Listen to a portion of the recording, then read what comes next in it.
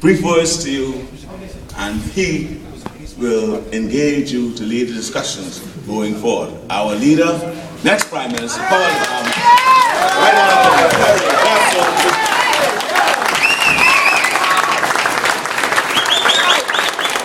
Thank you very much.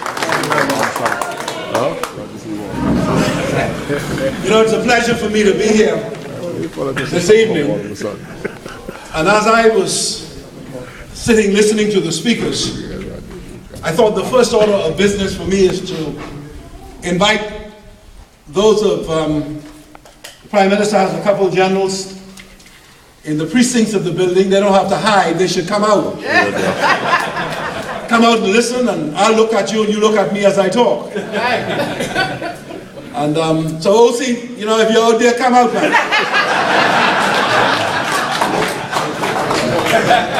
See, one of the things that is so good about our country now is that we have evolved into a magnificent democracy.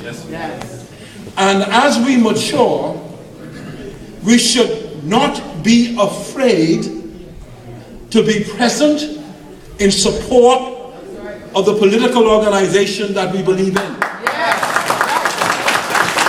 That is basic and fundamental to our democracy.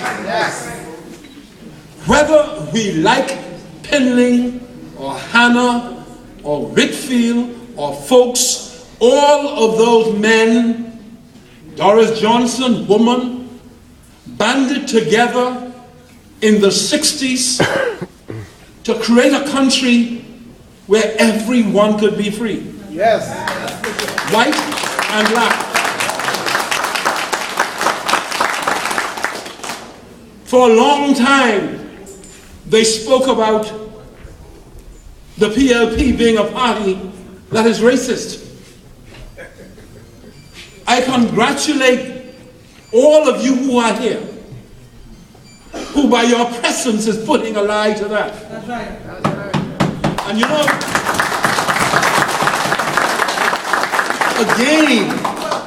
again, our country must reach the point where that becomes a non-issue, and where people don't have to lift it up and raise it to scare as a scare tactic.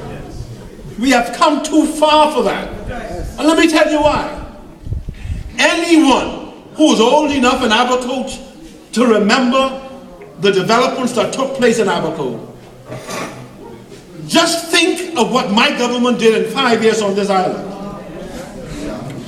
The Winding Bay development, the Bakers Bay development, hundreds of Abaconians, south and north, being employed.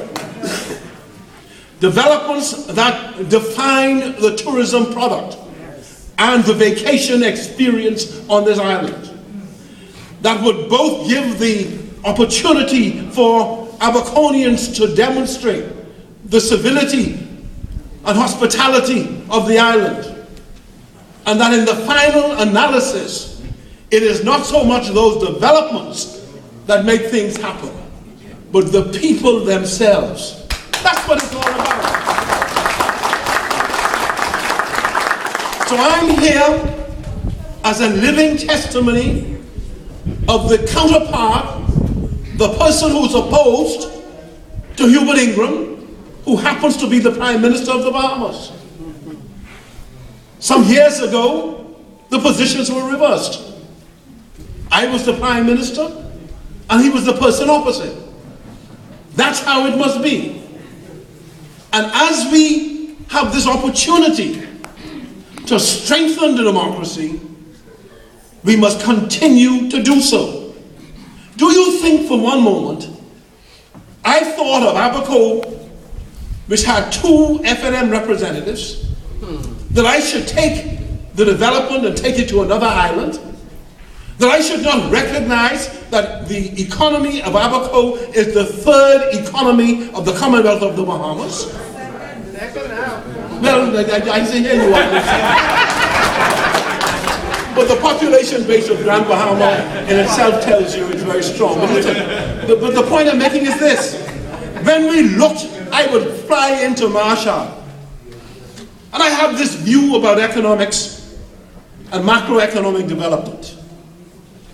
An economy that is just waiting to take a giant leap forward ought to attract the attention of the central government. The central government then has a responsibility to look at the infrastructure, to ensure that the infrastructure is in place. Investment in place. So what did I do? I said, I believe in anchor developments. I believe in creating economic entities or facilitating the establishment of them that could cause the employment of people. But I also know that to do so, if people are coming in, if there's going to be foreign direct investment, they must have an airport to land at. So I know Treasure Key had one, and Marsh Harbour was attracting all sorts of people with an airport where the Prime Minister and his government in 97 had put up a plan, or that period 97 to 2002, a plan in the terminal itself, and the plan itself was inadequate. So I then attracted and employed airport planners to come into Abaco to look at now how do we make decisions that will benefit the Abaconian, and I did this even though the Prime Minister and Robert was the MP at the time, right? Yeah, Robert Sweeting were the MPs at the time. And what we decided to do, to extend to put a new runway in for the existing runway, or the previous runway to be a taxiway, a tower to ensure that flights coming in could be regulated properly, and to do so concurrent with planning and building a new terminal.